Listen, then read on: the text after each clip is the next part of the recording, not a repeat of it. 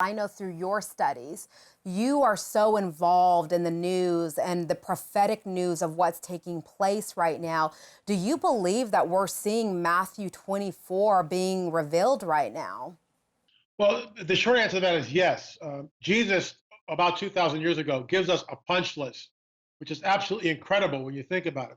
And he does so with great specificity. He calls out certain events that will signal the birth pangs. It's not the tribulation, but it leads up to the actual event, the time of Jacob's trouble, what we call the tribulation, that 7 year period of time unlike any other in the history of the world, which will eventually lead to the armies of heaven and the rider on the white horse coming down and basically, finally, for 1,000 years, binding Satan and his cohorts. And that's our blessed hope in the sense that that day is coming, perhaps sooner than any of us think.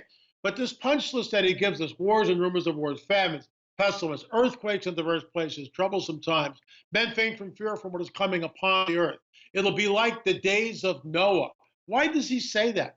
Out of the entire Tanakh, the Old Testament, why does Jesus focus on the days of Noah? What's so important about the days of Noah? And then, and Paul the Apostle writes that Satan, the dragon, will come with all signs and lying wonders. Now, look, I get it. LA, that's fearful. Well, some parts of our Bible might make people a little afraid. I understand that. But those are Jesus's words. Wars and rumors of wars, famines, pestilence, earthquakes in diverse places, troublesome times. And he gives us sort of a spiritual bone. What I mean by that, 2,000 years ago, how would you know of an earthquake in a diverse place? You wouldn't. You wouldn't know that. If you lived in the Galilee 2,000 years ago, you wouldn't know about an earthquake in Japan, a 9.0 earthquake on the Richter scale in Japan. You wouldn't know about it unless someone sailed or traveled across land and said, hey, 2 years ago we had this massive earthquake. That's the only way. Now, because of the internet and because of a satellite television network, we see things in real time. We watched that tidal wave come in at Fukushima in real time. We saw it. Helicopters were in the air filming the whole thing. We watched that incredible tidal wave come in and wipe out farms and houses, and thousands of people lost their lives. It was horrific. So he tells us this. He warns us to be aware, watch and be ready. And then Paul talks about the idea of Satan coming with all signs and lying wonders. When you take that in tandem with Jesus' words, men faint from fear of what is coming on upon the earth.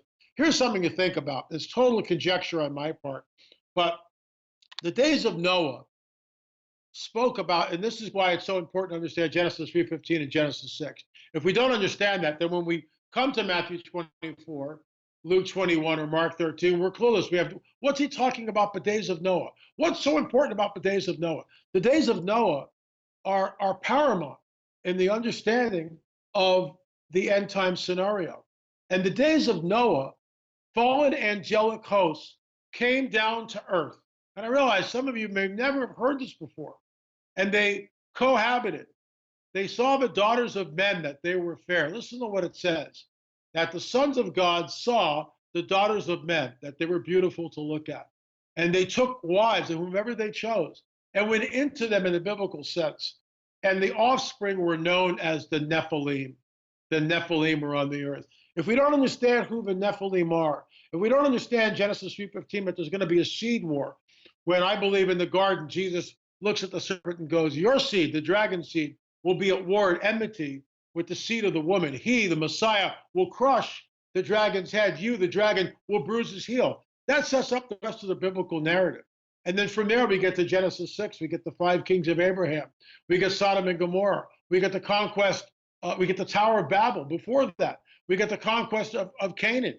Who is in the land? Who is there in the promised land? The Nephilim tribe, the Zanzumim, the Emim, the Nephilim, the Raphaim, the Anakim are all dwelling in the land, and it's done deliberately. The dragon places his troops there to thwart the advance of the Israelites. And we know when the Israelites go up there, they go, we can't go in. We're like grasshoppers in their sights. The Nephilim are there.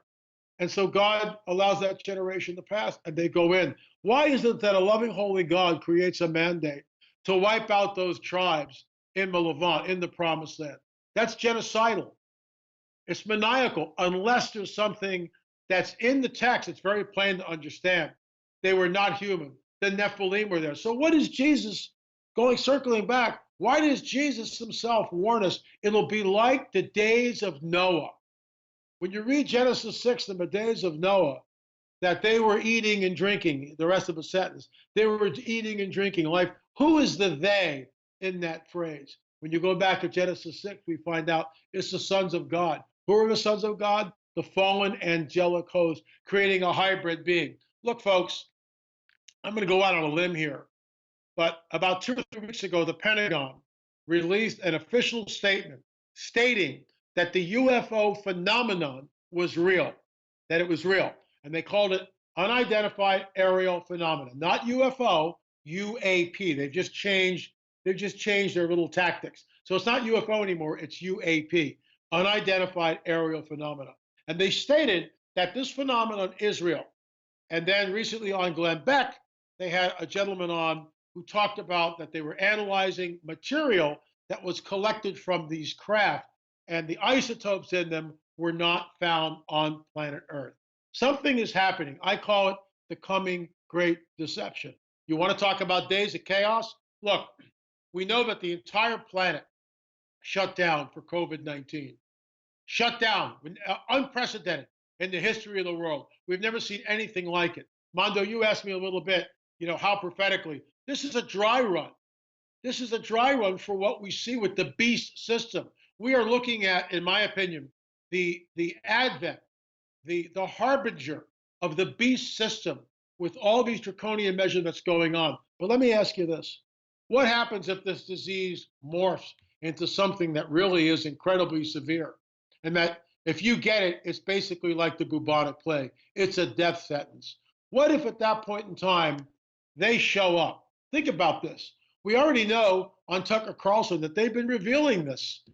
He's had guest after guest after guest talking about the efficacy of the whole UFO phenomenon. We know it's there. We know it's real. The Pentagon has stated it's real. What will you do? What will you do if a mile-wide craft appears in the sky? And don't call me crazy. They used to do that 20 or 30 years ago.